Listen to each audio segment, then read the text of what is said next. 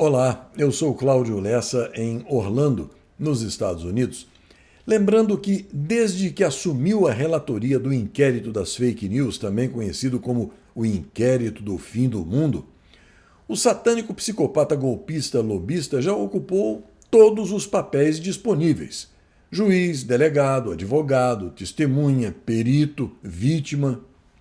Estou convencido, realmente, junto com a esmagadora maioria da população do Fazendão, de que já passou da hora de ele cumprir também o papel de réu. Hoje, 10 de março de 2026, é o dia do sogro, o dia do telefone, o dia do conservador, o dia internacional da peruca, o dia internacional das juízas, o dia internacional da gaita de foles, o dia da Sociedade dos Amigos do Bairro e o dia mundial de combate ao sedentarismo.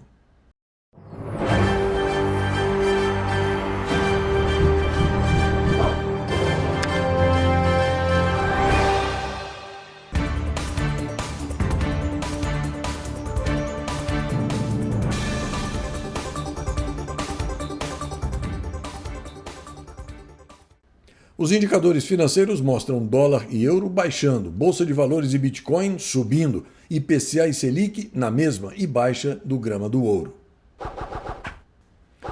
O costumeiro noticiário político-policial do CL News começa hoje com uma notícia absolutamente inacreditável. A revista Oeste informa que o delegado da Gestapo Federal, Fábio Schor, responsável por conduzir a investigação fake que acabou indiciando falsamente o presidente Jair Bolsonaro num lisérgico plano de golpe, foi nomeado para trabalhar no gabinete do satânico psicopata golpista lobista. A nomeação do amarra-cachorro, executor de todas as ordens ilegais do psicopata, como não poderia deixar de ser, provocou reação imediata de Eduardo Bolsonaro, ex-deputado federal que está exilado aqui nos Estados Unidos. Vocês não vão acreditar em quem o Alexandre de Moraes acabou de nomear para o seu gabinete. Pois é, delegado federal Fábio Schor, aquele que cumpria todas as ordens ilegais do Alexandre de Moraes. E aí eu quero saber o seguinte: que moral o Alexandre de Moraes tinha para barrar o presidente Bolsonaro de nomear o Ramagem para a Polícia Federal, dizendo que supostamente isso violaria o princípio da moralidade? Ou então, cadê aquele pessoal crítico que dizia que o Bolsonaro queria intervir na Polícia Federal por apenas nomear o seu diretor-geral? Atribuição que absolutamente todos os presidentes do Brasil sempre tiveram ampla liberdade de fazer. Isso é só para pontuar mais um tapa na cara desses, entre aspas, críticos que na verdade só queriam é desgastar o presidente Bolsonaro, porque ele se contrapõe a esse sistema podre que eu estou mostrando para você.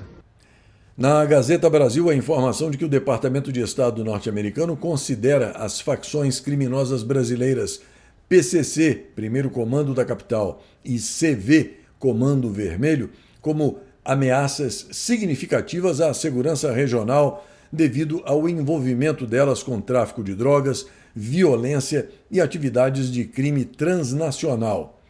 Nos bastidores, há a expectativa de que o governo do presidente Donald Trump anuncie nos próximos dias a inclusão desses dois grupos na lista de organizações terroristas estrangeiras. A avaliação faz parte de análises conduzidas por autoridades norte-americanas sobre o impacto internacional dessas organizações criminosas.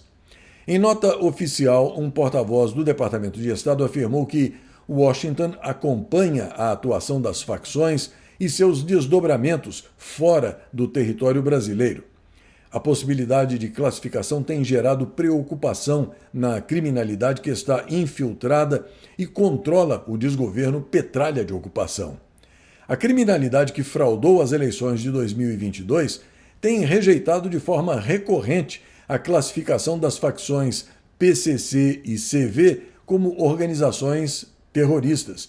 Segundo ela, a legislação brasileira define terrorismo como crimes motivados por razões religiosas, ideológicas, políticas ou por preconceito e xenofobia, características que, na avaliação conveniente dos criminosos que infectam os gabinetes nos três podres poderes, não se aplicariam a organizações criminosas, como o PCC e o Comando Vermelho. A Gazeta do Povo informa que o satânico psicopata golpista lobista mandou arquivar hoje um inquérito contra o empresário Elon Musk, que o acusava de obstrução à justiça e de incitação ao crime. O arquivamento ocorreu a pedido do venério Procurador-Geral da República, Paulo Blenot. Na solicitação, o venério devorador de sanduíches de batata frita afirmou que não há provas de que a rede social X tenha descumprido intencionalmente as ordens do psicopata para bloquear contas na plataforma, e sim falhas operacionais pontuais, que, uma vez notificadas, foram prontamente sanadas pela companhia. A Gazeta Brasil traz a informação de que a Argentina concedeu pela primeira vez asilo político definitivo a um brasileiro condenado pelos atos de 8 de janeiro de 2023, segundo uma decisão divulgada hoje. O beneficiado é Joel Borges Correia, que deixou o Brasil e buscou refúgio no país vizinho depois de ser condenado pelo Sindicato do Crime Organizado que atua ilegalmente nas dependências do antigo STF, lá na Praça dos Três Podres Poderes, em Brasília. A decisão foi tomada pela CONARE, a Comissão Nacional para Refugiados da Argentina, na última quarta-feira, e confirmada pela ASFAV, a Associação dos Familiares e Vítimas do 8 de janeiro. De acordo com a decisão, a CONARE concluiu que o brasileiro se enquadra na condição de refugiado com base na Convenção de Genebra de 1951 e na legislação argentina sobre refúgio. Para chegar ao entendimento, a comissão analisou os documentos apresentados por Joel, o depoimento dele e as informações sobre o país de origem. E no Space Liberdade a informação de que o chefe da quadrilha de fraudadores da eleição de 2022 desistiu de ir à posse do presidente do Chile, que terá a presença de Flávio Bolsonaro. O desgoverno Petralha de ocupação chegou a fazer gestões diplomáticas no sentido de que Flávio Bolsonaro fosse desconvidado pelos chilenos para a cerimônia de posse. Mas, quando nada disso funcionou, o vigarista número 1 do Fazendão resolveu desistir da viagem. A Gazeta Brasil informa que o mercado de criptomoedas registrou uma forte alta hoje, impulsionado pela melhora do sentimento mundial de risco depois da redução das preocupações com um possível choque na oferta de petróleo. A principal criptomoeda do mercado, o Bitcoin, chegou a superar os $71.500 durante a manhã de hoje, antes de recuar levemente e ser negociado em torno de $71.300, acumulando uma alta de cerca de 3,2% nas últimas 24 horas.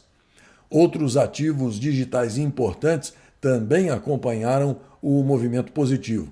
Entre os destaques estão o XRP, o Dogecoin, o SUI e o token Hyperliquid, que registraram ganhos relevantes nesse mesmo período. E como sempre, eu abro aqui um parêntese neste NetJornal para chamar a sua atenção para a premente necessidade de ajuda. Você já deve ter percebido que o meu esquema operacional independente me coloca naquela proverbial condição de lobo solitário. Acontece que eu não sou um lobo solitário porque eu queira. É porque eu não tenho como remunerar a minha equipe. Eu não tenho retaguarda alguma, patrocínio zero.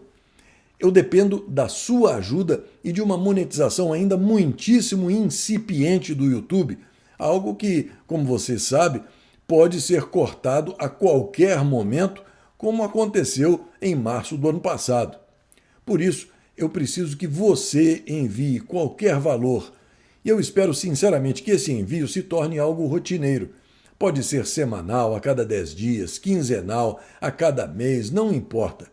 Veja só, eu não quero definitivamente virar milionário, não. Eu preciso apenas de condições financeiras para recompor a minha equipe e realizar o meu trabalho, porque depois de 2 anos aqui nos Estados Unidos, fazendo tudo absolutamente sozinho, eu estou fisicamente exausto. Além disso, eu preciso também de uma outra ajuda sua igualmente importante: fazer com que o número de inscritos no meu canal do YouTube cresça. Por isso, peça para todo mundo que você conhece se inscrever. Em casa, na escola, no trabalho, no clube, na igreja, em qualquer lugar. É com esse tipo de ajuda, um valor qualquer enviado regularmente, mais a propaganda informal feita por você para que outras pessoas se inscrevam no canal, é que eu poderei reagrupar minha equipe e continuar levando até você a informação objetiva, honesta, isenta e bem-humorada que você já se acostumou a receber de segunda a sexta. Desde já, muito obrigado pela sua atenção e pela colaboração. Eu conto com você. O Paraná revelou possuir a melhor cerveja do Fazendão em um concurso com 2.700 rótulos inscritos. Uma receita produzida no estado conquistou o principal prêmio do maior concurso cervejeiro do Brasil. O resultado não apenas consagrou a cervejaria Pata Negra, como também marcou um momento histórico. Os 3 melhores rótulos da competição são de estilos brasileiros. Enquanto isso, um vídeo demonstra que a cidade goiana de Inhumas possui um estilo bastante peculiar de administração municipal, com a prefeitura procurando inovar num estilo que é chamado de gestão participativa. Isso aqui não é um prefeito, isso aqui é uma mãe que nós tem. Vocês podem observar, olha que projeto audacioso. Foram imprimidas várias erosões em 3D na rua da cidade. Para quê?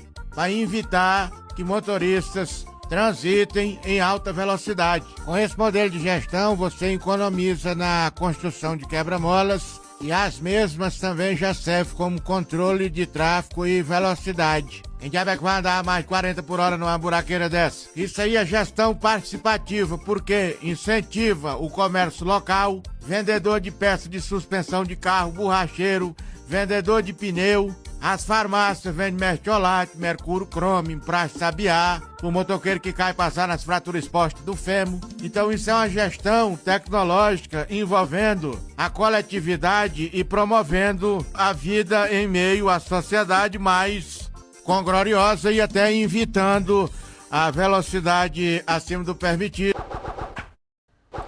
Cientistas criaram um metal que consegue se lembrar da própria forma e, depois de instalado nas colunas de uma ponte em Seattle, nos Estados Unidos, consegue se dobrar durante os terremotos sem se quebrar, voltando sozinho à posição original quando o tremor termina. Um robô cozinheiro com inteligência artificial ganhou o Prêmio Internacional de Robótica em Hannover, na Alemanha. A invenção pode preparar milhares de refeições por dia.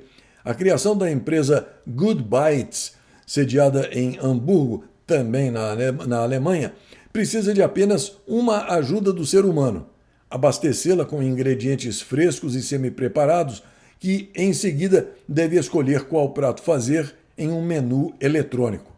A partir daí, o robô cozinheiro lança mão da potencialidade da robótica e da inteligência artificial para preparar diversos tipos de refeições. Os astrônomos capturaram a imagem mais detalhada já obtida do centro da Via Láctea.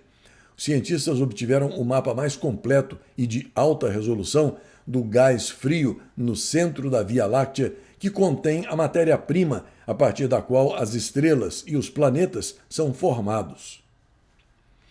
Na Gazeta Brasil, a informação de que uma startup do Vale do Silício afirmou ter alcançado um avanço inédito na área de neurociência e da inteligência artificial, ao criar o que descreveu como sendo o primeiro upload cerebral multicomportamental. A empresa desenvolveu uma réplica digital completa do cérebro de uma mosca da fruta, capaz de controlar um corpo virtual dentro de um ambiente simulado. As ações da mosca virtual, como caminhar, se limpar e buscar alimento, surgem de forma espontânea a partir de uma cópia detalhada do cérebro biológico.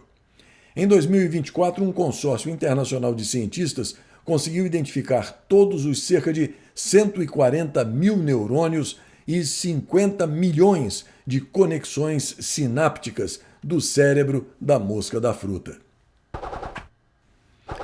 Na Gazeta do Povo, a informação de que o presidente dos Estados Unidos, Donald Trump, voltou a pressionar os aliados republicanos sobre a reforma do sistema eleitoral norte-americano que tramita no Congresso por meio do Save America Act, ou Lei Salve a América. O líder da Casa Branca defendeu uma revisão do documento para inserir novos pontos que ele considera importantes. Atualmente, o Senado está encarregado de analisar a proposta, que já recebeu o aval da Câmara dos Representantes no mês passado. Trump se reuniu com aliados em Miami nesta segunda, ocasião na qual pediu a inclusão de novas disposições no projeto de lei que não foram detalhadas. O projeto de lei visa impor rigorosos requisitos para o registro e a votação de eleitores norte-americanos. Entre as medidas analisadas atualmente estão a exigência de que os eleitores apresentem um documento de identificação válido com foto antes de poderem votar, bem como a criação de novas regras para o voto por correspondência, exigindo que os eleitores apresentem uma cópia de um documento de identificação válido ao enviar a cédula. Se aprovada pelo Senado, a medida deverá mudar a legislação eleitoral nos 50 estados norte-americanos. A iniciativa exige a identificação oficial para votar em eleições, incluindo as presidenciais, e estabelece novas disposições destinadas a reforçar a segurança e prevenir a fraude eleitoral. Nos últimos dias, a aprovação da reforma eleitoral no Senado se tornou mais incerta por causa de divisões internas no partido e a pressão da oposição democrata, que já expressou uma forte rejeição à medida. Apesar de os republicanos controlarem 53 cadeiras do Senado, a iniciativa precisa de 60 votos para ser aprovada.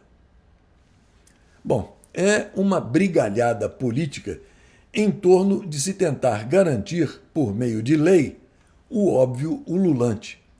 Apenas os cidadãos dos Estados Unidos podem votar nas eleições norte-americanas e, para isso, precisam mostrar algum documento provando a cidadania norte-americana.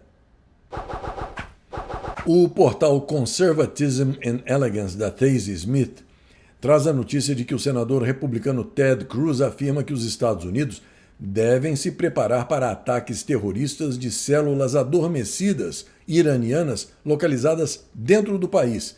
Ele diz que o risco de ataques terroristas dentro do território norte-americano está no nível mais alto de todos os tempos.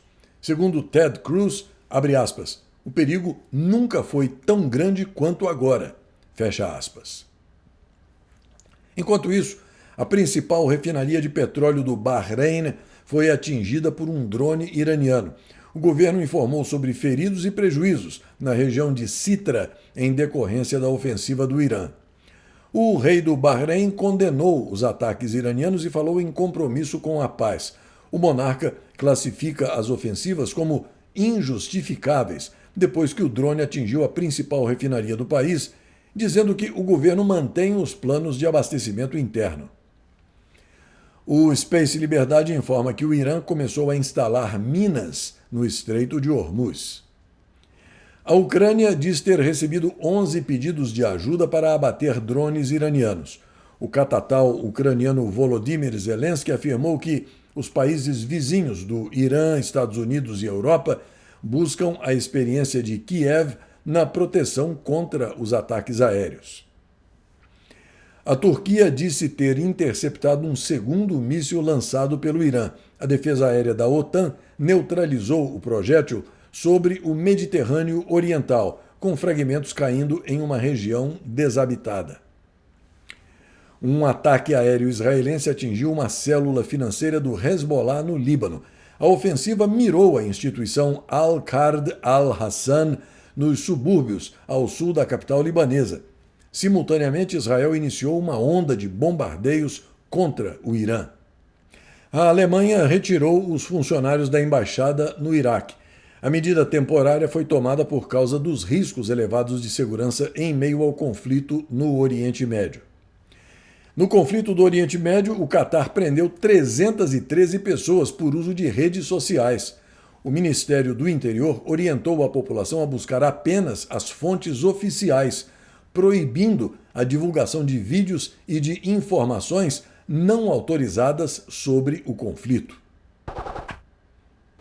Neste dia 10 de março de 1804, no processo de expansão territorial norte-americano, ocorria a compra da Louisiana. Em St. Louis, uma cerimônia formal era realizada para a transferência de posse do território da Louisiana, até então pertencente à França, para os Estados Unidos. Em 1876, Alexander Graham Bell, cientista e inventor britânico naturalizado norte-americano, fazia a primeira chamada telefônica, dizendo: "Senhor Watson, venha aqui, eu quero vê-lo." Em 1939, Adolf Hitler ordenava a entrada do exército alemão em Praga, desrespeitando o Acordo de Munique. Em 1959, ocorria uma revolta no Tibete. Temendo uma tentativa de sequestro pela China, 300 mil tibetanos cercaram o palácio do Dalai Lama para impedir a remoção dele. Em 1969, James Earl Ray se declarava culpado em Memphis, Tennessee, pelo assassinato de Martin Luther King Jr. Mais tarde, ele tentaria sem sucesso retirar a confissão. Em 1977, os astrônomos descobriam anéis em torno de Urano. Em 2006, era descoberta a terceira catarata mais alta do mundo, em Chachapoyas, no Peru. E ainda em 2006, a sonda norte-americana Mars Reconnaissance Orbiter pousava no planeta Marte. Esta edição está terminando e eu aproveito para agradecer mais uma vez a você, dessa grande família patriota que tem me prestigiado ao longo desses anos. Além de convidar você a se inscrever no YouTube e a acompanhar o Jornal dos Jornais, transmitido ao vivo todas as manhãs, além do CL News e do segmento de orações que são publicados agora no começo da noite. Além do YouTube, você pode ter acesso a tudo pelo meu website, que é ainda mais seguro. O link é esse aí, clnewsoficial.com. Acesse e guarde nos favoritos do seu navegador. E aqui vai um forte abraço para o Carlos Heinz Hoffmann, para o Jorge Coelho Berg, João Ernesto Koch, José Luiz de Barros Filho, Amaury Pesuto Júnior, Adolfo Caldas de Lira, Francisco de Borja Simões, Lia Nogueira Casanova Sawaia, para minha amiga Alcione Maria Montandon e para o Nelson Volpiano Filho. E mais uma coisinha. Você com certeza já se acostumou a ver o vigarista Daniel Vorcaro com essa pose de lorde aí. Só que depois que ele foi para a cadeia, a pose de lorde dele acabou e o nome dele mudou. Era Vorcaro. E agora, segundo se informa, é Vorbarato. Até a próxima.